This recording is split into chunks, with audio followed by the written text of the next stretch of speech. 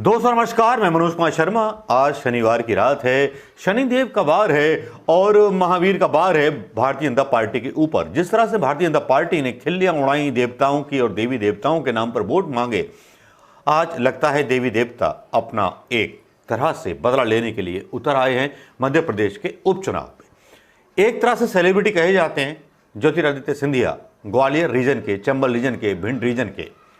लेकिन यहां पर हो क्या रहा है? यहां ऐसा कुछ हो रहा है जो भारतीय जनता पार्टी को चौंकाने के लिए काफी है, भारतीय जनता पार्टी के नीचे से जमीन खींचने के लिए काफी है।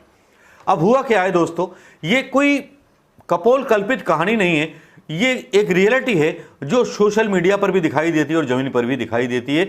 जिस तरह का विरोध भारतीय जनता पार्टी का चल रहा है उसके बारे में हम सोच भी नहीं सकते, आप अंदाजा नहीं लगा सकते, टीवी मीडिया चैनल इनको दिखा नहीं सकते, क्योंकि सुशांत राजपूत और गांजे की कहानी उनको दिखानी बहुत जरूरी है। कंगना रनावत की कंट्रोवर्सी दिखाना बहुत जरूरी है, चाहे वो कभी पॉर्न फिल्म में काम करना चाहती हो। खैर छोड़िए, वो एक विषय अलग होगा।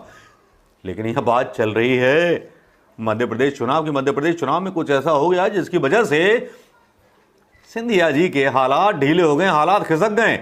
हुआ क्या है इसके बारे में बताना बहुत जरूरी समझूंगा दोस्तों। लेकिन उससे पहले मैं आपको बताना चाहूंगा कि मेरी एक वेबसाइट है जिस पर मैं अपने आर्टिकल डालता हूं, azadmanoj.com। अगर आपने सब्सक्राइब ना किया हो तो उसको कर लें, ना भी करेंगे तो कोई बात नहीं है दोस्तों, मेरे साथ यहीं जमे रहिए और खबरों का मजा लेते रहिए। भोपाल मध्य प्रदेश में भले ही चुनावों की तारीख अभी तक तय नहीं हुई ना, इसमें कोई चुनाव आयोग ने कोई कदम बढ़ाया है, लेकिन यहां ऐसा हो गया है कि सभी राजनीतिक दलों ने, सभी क्या, दो ही तो राजनीतिक दल हैं यहां पर, कांग्रेस और भारतीय जनता पार्टी, दोनों ने चुनाव प्रचार करना शुरू कर दिया। कांग्रेस का चुनाव प्रचार सर पर दौड़ रहा है हिरण की तरह, और भारतीय जनता पार्टी का प्रचार जो दौड़ रहा है वो जूतों और काले झंडों के बीच कहीं खो जाता है। और जब काले झंडों के बीच खो जाता है, किस नेता का नाम यहां आता है उसके बारे में सुनना क्या पसंद करेंगे?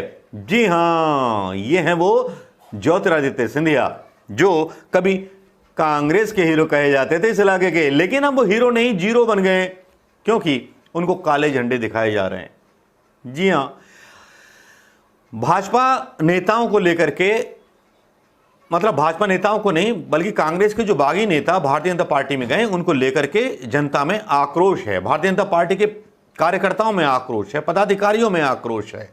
और वहां जब एक चंबल में एक जगह संबोधन करने जाते हैं सिंधिया जी, तो वहां उनका विरोध होता है और बहुत बुरी तरह विरोध होता है, काले झंडे तक दिखाए जाते हैं। और कांग्रेस के नेता रामनिवास रावत इसको ट्वीट करके बताते हैं कि काले झंडे दिखाए गए सिंधिया जी को। क्या सिंधिया जी का इतना जनाधार गिर गया? फिर एक दूसरी खबर आती है कि ग्वालियर के हजीरा मैदान पर खाली पड़ी रहती हैं कुर्सियां। यह वाकई में एक ऐसी बात होती है जो सोचने वाली बात होती है। ऐसा क्या बदला है इन दिनों में? अगर सिंधिया इतने बड़े जननायक नेता थे कांग्रेस में रहते हुए, जिनकी वजह से कांग्रेस को सफलता मिली, तो आज भारतीय जनता पार्टी में जाने के बाद उनकी असफलता, उनको काले झंडे दिखाए जाना, उनकी रैलियों में लोगों का ना आना क्या दर्शाता है? मैं तो एक ही बात बोलूंगा, जब एक जगह पड़े हुए थे तो वजन ज्यादा था, जब दूसरी जगह उठ के गए तो वजन कम हो गया। यहां तक कि भारतीय जनता पार्टी के कार्यकर्ता शिवराज सिंह चौहान को नहीं बख्शते।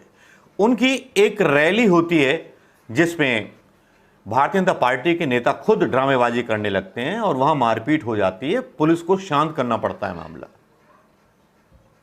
और उसके बाद फिर कांग्रेस प्रवक्ता आरोप लगाते हैं सिंधिया पर कि सिंधिया घूम रहे थे पुलिस की गाड़ियों में चुनाव प्रचार करते हुए, शिवराज सिंह चौहान के होते हुए सरकारी संपत्ति का दुरुपयोग कर रहे थे। जो अभी तो चुनाव आचार संहिता लगी नहीं है, चुनाव घोषित नहीं हुए हैं, लेकिन जो महाराजा अपनी गाड़ी का इस्तेमाल ना कर सके, शासन की गाड़ी का इस्तेमाल करे, तो वो कितना कंगाल राजा होगा, इसके बारे में सोचना होगा। ये टिप्पणियां थीं कांग्रेस की, लेकिन अब एक नई टिप्पणी यहां आ रही है जिसकी वजह से भारतीय जनता पार्टी के नेताओं की नींद उड़ गई है।